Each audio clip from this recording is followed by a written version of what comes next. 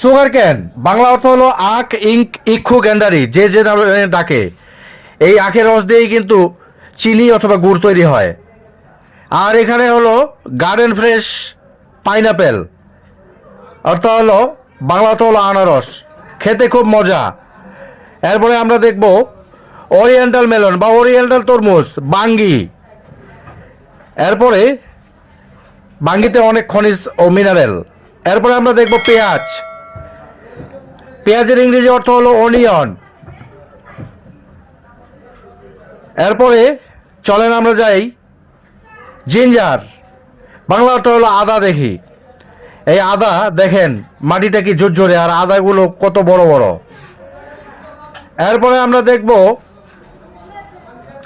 Sweet potato, মিষ্টি আলু। মিষ্টি আলু খেতে সবাই পছন্দ করে। Thanks for watching.